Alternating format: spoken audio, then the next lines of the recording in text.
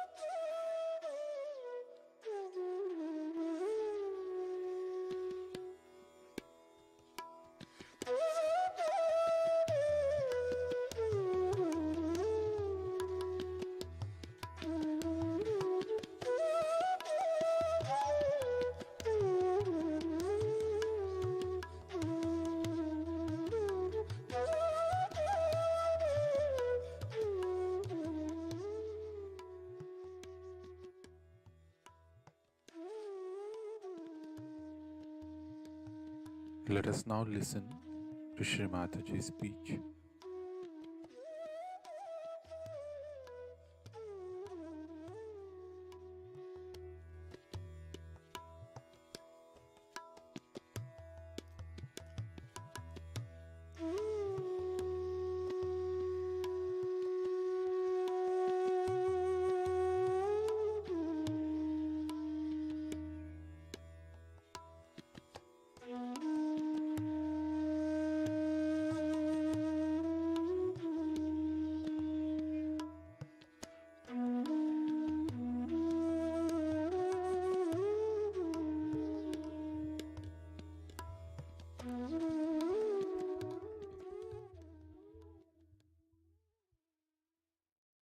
Today we have assembled here to do Sri Buddha Puja. I don't know how many of you have read of Buddha's life and how ultimately he achieved his enlightenment. I don't know how many of you have really seen the Buddhists or have met them, those who call themselves Buddhist. As in every religion, all of them got lost into some sort of a fundamentalism because none of them got realization. And that's why everybody established their own style of religion. Even you can say that Tao of Lao Tse also, or Zen of Viditama, all of them are offshoots of the same.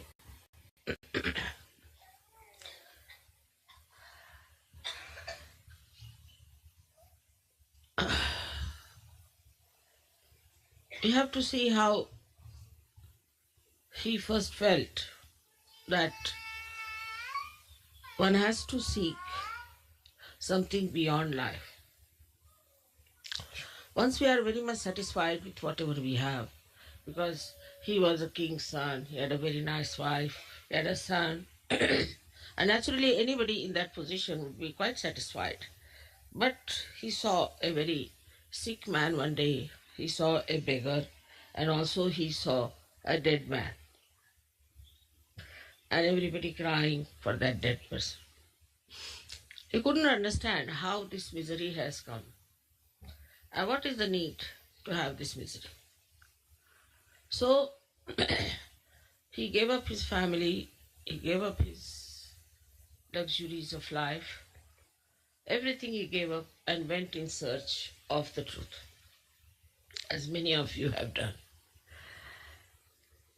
He would have been lost also, I would say, because he read all the Upanishads and he read all the books that were possible for him to say what is the truth is. But he couldn't get anything.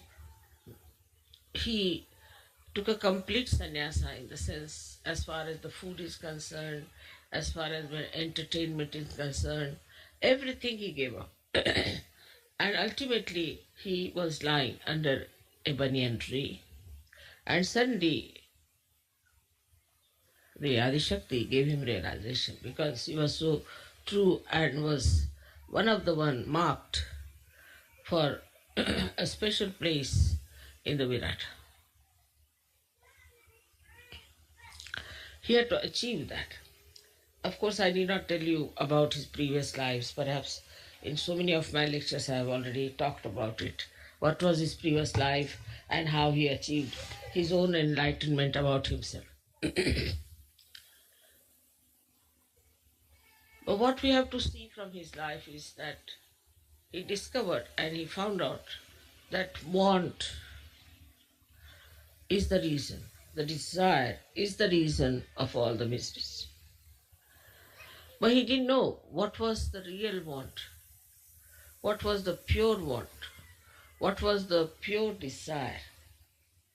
And that's how he could not explain to people that they have to take to their awakening through their Kundalini. As he had followed such a ascetic life, that became the code for the Buddhist. The other day I was reading about Buddha when I was in Thailand, and I was surprised that the bhikkhus, that means the bhikkhu is actually Sanskrit, it means bhukshuk, is the one who asks for alms, or a beggar we can call it, but religious beggar. So he used to carry thousands of people with him, at least minimum of 1,000, bare feet, without any provision for food, without any arrangements for stay, nothing. And they were supposed to shave off their heads completely. No mustaches, no hair on the body at all. Moreover, they were supposed to wear only one dress. One long dress they had to tie up like this and cover themselves. Whether it was cold season or it was a warm season, whatever it was, they were not allowed to sing or to dance or to entertain themselves by anything. And food was just collected from the village, whatever they visited, whatever they got, very minimum, whatever they got, it was cooked for them, and they would offer their guru first and then eat that food. Imagine 1,000 people going like that, bare feet, in the scorching heat or in the mud or in rain. In all seasons they used to walk, giving up all their family relationships. Even if the husband and wife, both of them joined the Sangha, then they were not supposed to live like husband and wife.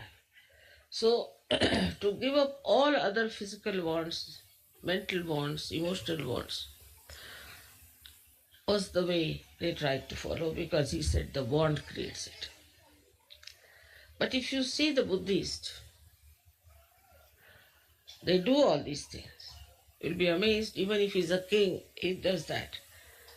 And many kings who joined at that time, one of them was Ashok from India. He dressed up like that. He became like that. He started traveling in the same manner and tried to lead a complete ascetic life. Very difficult life it was, and they thought that by doing all that, they will achieve their realization. They say that two of his disciples did achieve. Their names are Moggallana and Sariputta. These two people got their realization. But the whole thing was absolutely a life dry and insipid. Had no fun in it. No children were allowed. No family life was allowed. So it became a very secluded, very harsh, I can say very dry life.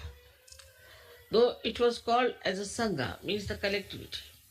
But in that collectivity, there was no report as such because they were not supposed to talk too much. They were not supposed to discuss anything about, say, politics or economics or anything. Only they could talk about meditation of achieving the highest life.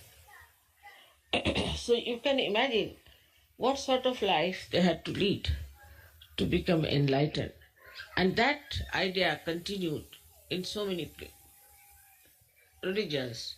Especially, it then started making people take away the money of the householders by saying that you have to give up everything. Of course, at the time of Buddha also, they had to give up everything and join the Sangha. But here, it was a genuine effort of Buddha to take them to enlightenment, to make them people who were knowledgeable about the absolute realities. But it did not happen. And that is the reason why we find that Buddhists have gone into different types of funny Buddhism. For example, now we have some Buddhism, say in Japan, where it was not allowed to kill any animal. So they said, all right, we are not killing any animal, but we can eat killed animals. So they found out a solution out of that. Then also, then they could kill human beings because it's not allowed to kill animals, but we can kill human beings. So Japanese become experts in killing human beings. How people find out loopholes, you can see this very clearly. Then the second type of Buddhism came where this Lao Tse taught about Tao. But Tao actually he's the only one who started talking about Kundalini. Tao is the Kundalini. But that too was too much for these people. They just couldn't understand what he was talking about. But the way he expressed himself in paintings and other things, just to deviate from that kind of a harsh Buddhism. But somehow, despite that, it never took proper roots. And I have met people who follow Tao, and I absolutely don't understand how these people are following the path of Kundalini. There's a river called Yangtze by which, when you travel, you find variety of things. After every 5 minutes, the scene changes, all the beautiful mountains take another form, and you have lots of waterfalls, and it's very interesting. That is the Kundalini. Tao is that river. But it said that you should not divert your attention to these temptations which are outside. You should see them, but move. And that is what is Tao, which he brought in. But they got lost because they started painting all those things and doing all kinds of more into art. Basically, Buddha never thought of any art. He never wanted to have any art, and he didn't want to do anything with art. He said, but only thing is that you have to introspect and go within and deep down and find out what is the absolute truth. So the whole thing started deviating like this. Then this Zen system was the same as mixed up with Kundalini, which Viditama, one of his great disciples, who started in Japan. Now, the Zen system is that they used to put, sometimes hit also on the back of the, what you call the spinal cord, on the chakras, and they would try to raise the Kundalini. All kinds of horrible things. In the Zen system, they developed very harsh methods of raising the Kundalini. It went to such a limit that I have met people who have broken their spinal cords. Then Kundalini will never rise in any case if the spinal cord. Please pay attention here. One lady walks out, then attention goes out. If your attention is so poor, please pay attention here. Do you understand that? If one person walks out, your attention should not go. And please don't come inside to disturb. You see, the trouble is we must understand that our attention has to be steady. Any lady walks out, if your attention moves out, then understand that you have to meditate more. Please keep the attention. So now, then this Viditama Zen also took a very different form. I met the head of the Viditama Zen system, and I was surprised because they called me because he was very sick. So they said, "Mother, please help him to cure."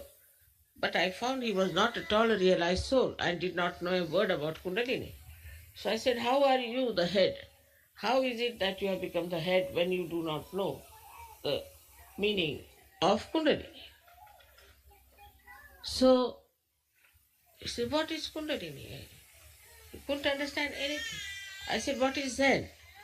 "Zen is to meditate, dhyan." I said, "All right. Well, what about it?" Yes, there is. So confused even. Then I asked him, "You are not a realized soul. Then how is it you are the head?" He said, "We never had any realized soul for now ages. Only for 6 centuries we had some Kashyapas, they called them Kashyapas. And after that we had no realized souls at all." So just think under what circumstances you got your realization. Without sacrificing anything, without giving up anything, without working out any one of these tapasyas, penances, because Buddha is a tapa. These 3 deities on your Agya Chakra, Christ, Mahavira and Buddha, 3 of them are tapa. Tapa means penance. You have to do penance. And penance now in Sahaja Yoga doesn't mean that you give up your wife or give up your husband, give up your children, give up your family. But here tapa means meditation. And for meditation, you must know when to get up. That should be the most important thing for a Sahaja Yogi. The rest of the thing automatically will work out. And you'll understand. To grow your depth, you have to meditate. It's an absolutely simple thing. You don't have to shave your head. You don't have to starve yourself. You don't have to walk bare feet. You can sing, you can dance, you can entertain yourself with music. You're not even allowed to see a drama or a play or anything like that. So many things, if you see the list, you'll go really crazy. How could people exist? But there were 1,000 people with him who were traveling with him. And they became so poor, they were just wearing rags. Ultimately, a big trader was passing by and he saw them and he thought, what poor people, these are just beggars. God knows they're lepers and what are they.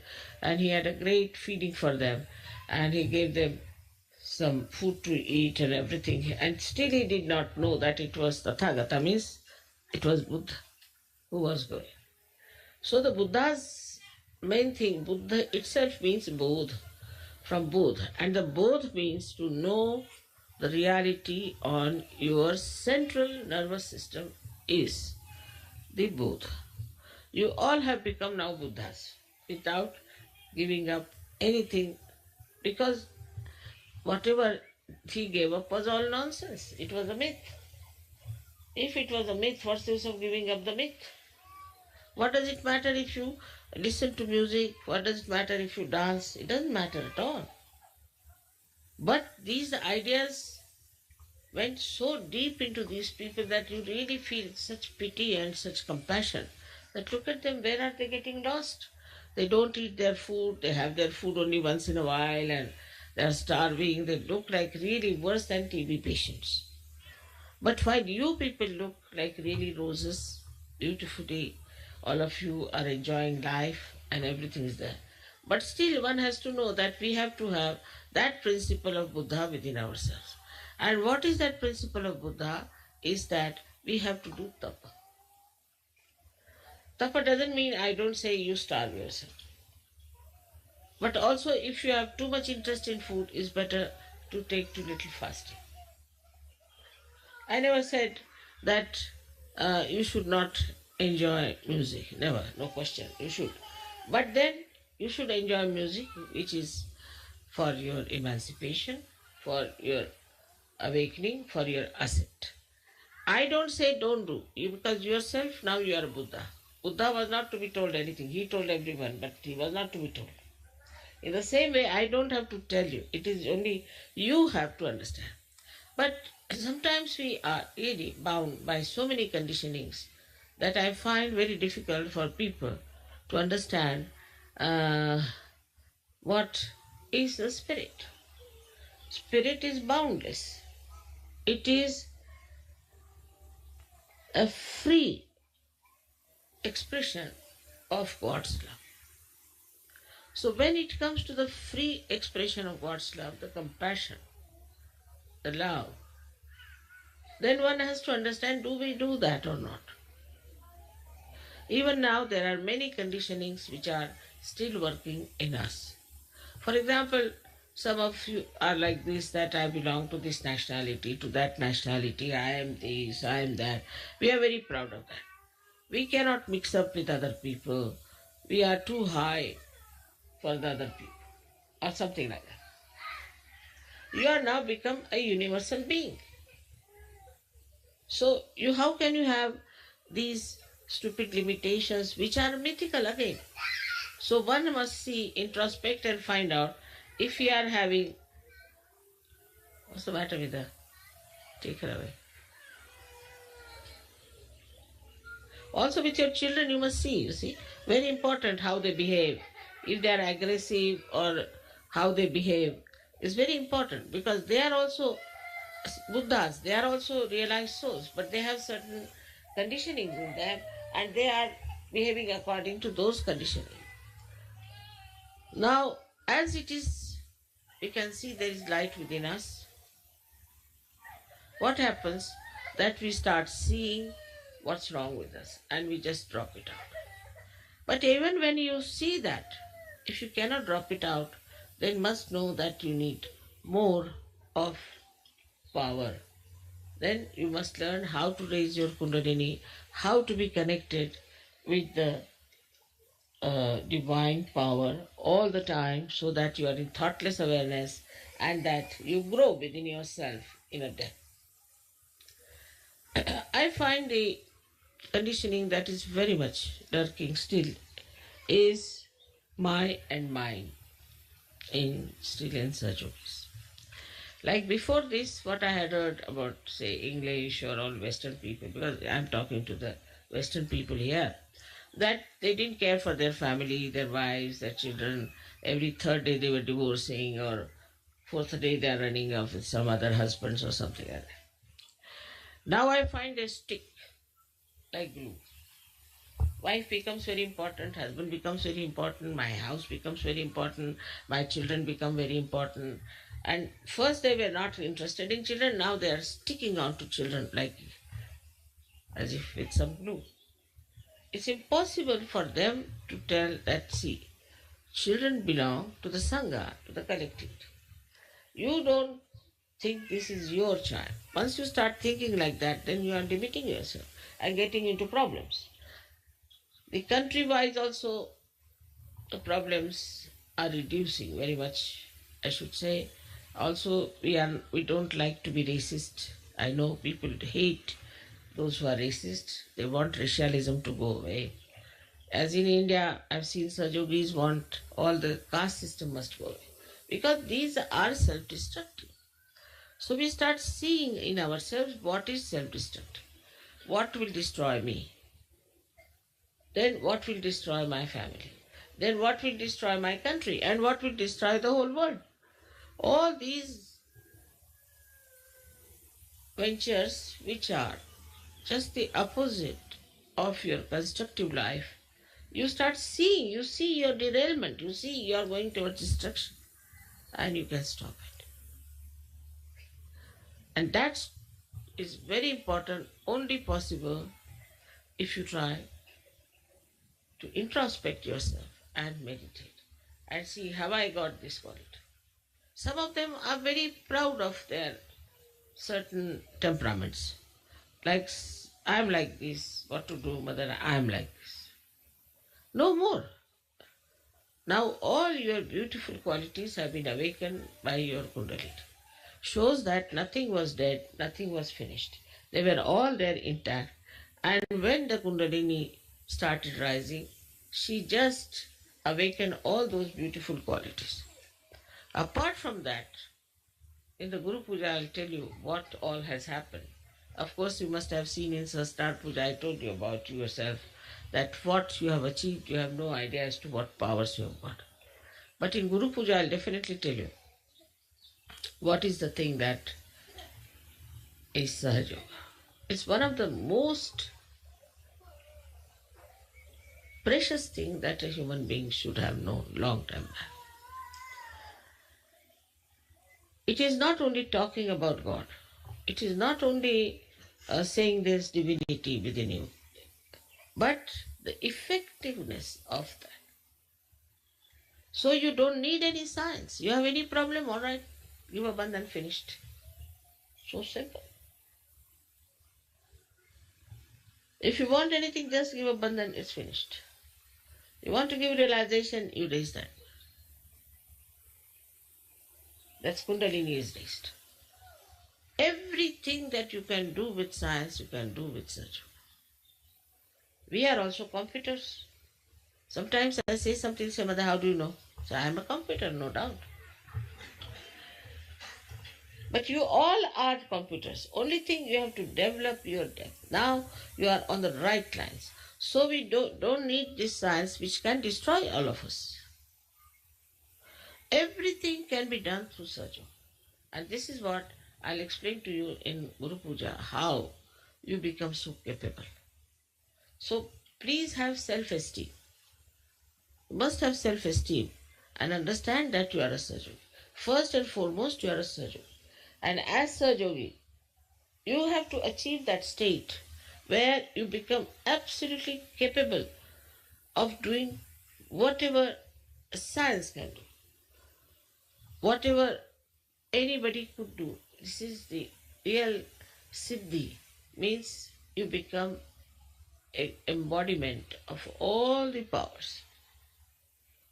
There's some people who come and tell me, Mother, we can't open our heart. I mean, I don't see you have an open heart surgery.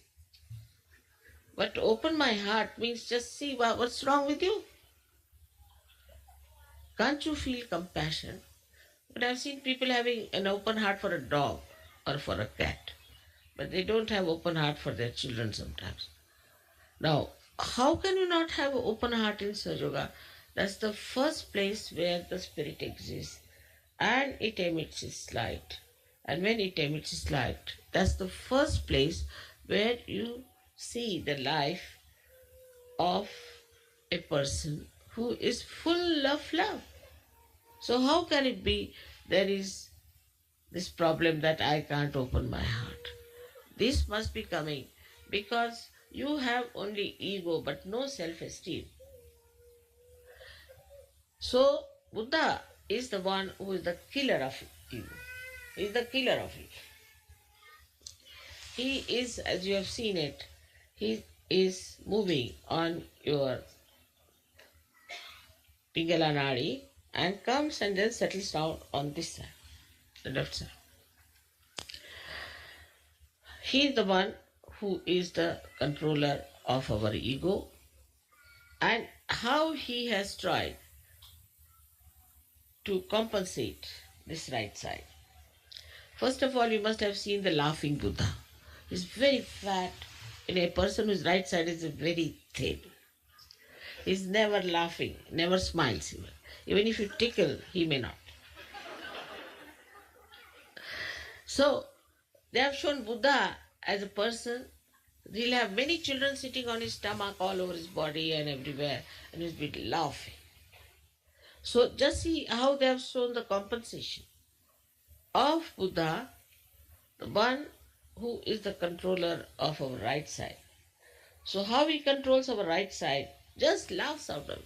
He makes fun of himself, he makes fun of everything. Anything they see, for example, now, as he said, don't see any drama. All right. I say you see every drama. But in that you see with your enlightened consciousness, you can see the stupidity of it and enjoy the stupidity. For example, this Elizabeth lady was married 8 times or something, 9th. I don't know how many times she was married. I've lost count. So these stupid people went there, 3,000-4,000. Imagine, more than you people. Were standing around, and there were helicopters who were sending parachutes down, and everybody was so much enamored, and the parachuters were falling on the trees, sometimes falling on the people. And it was all in the newspaper, a big news for these Americans, you see. So you should see the stupidity of that. If you could see the stupidity, then it's all right. But if you become one of those spectators and think that, oh, what a thing is the... what a luck that I've been able to see this lady, such an inauspicious person, going for her honeymoon.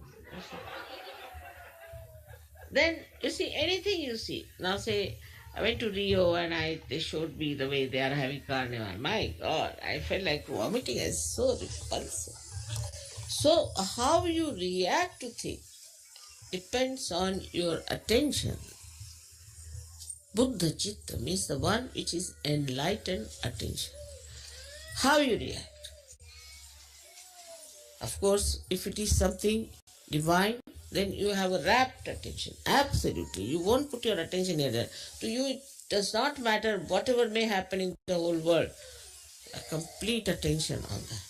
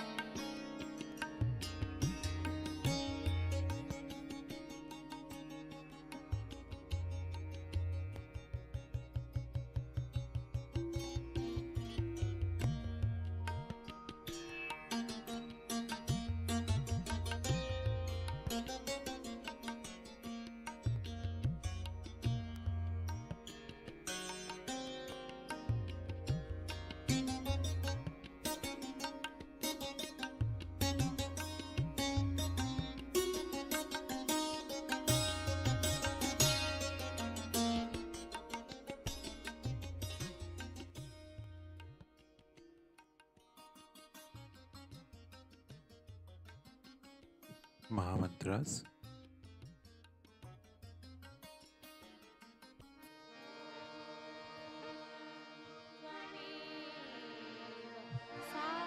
साक्षात्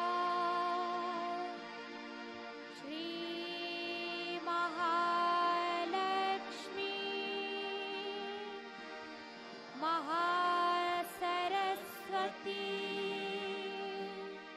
महाकाली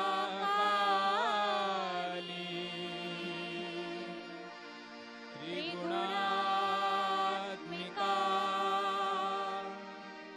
कुण्डलिनी साक्षात् श्री आदिशक्ति माताजी श्री निर्मला देवे नमो नमः। ॐ त्वमेव साक्षात् श्री कल्की साक्षात् श्री आदिशक्ति माताजी श्री निर्मला देवे नमो नमः। ॐ त्वमेव साक्षात् श्री कल्की साक्षात् श्री सहस्रार स्वामिनी मोक्षप्रदायिनी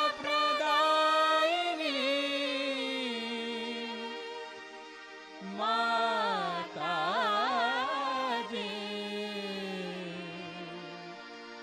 श्री निर्मला देवे नमो नमः। श्री निर्मला देवे नमो नमः। श्री निर्मला देवे नमो नमः।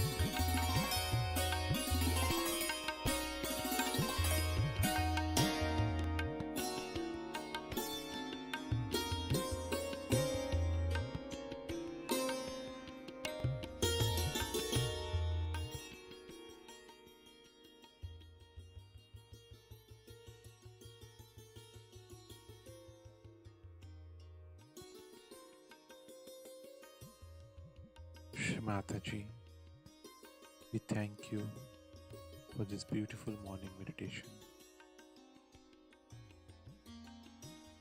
Let us all bow down to Shri Mataji, raise our Mother Kundalini and put Bandhan.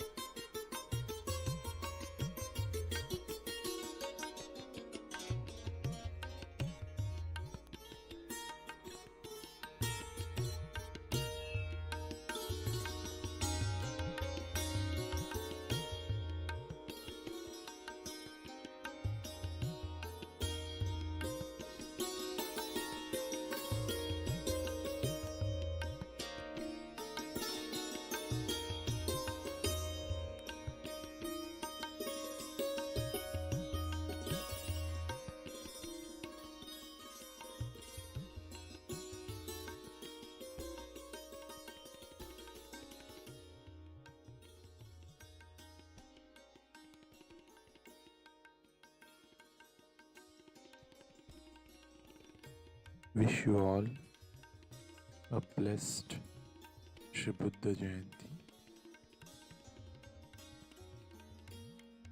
We will continue with our morning meditation tomorrow morning, same time. Jai Shri Mataji.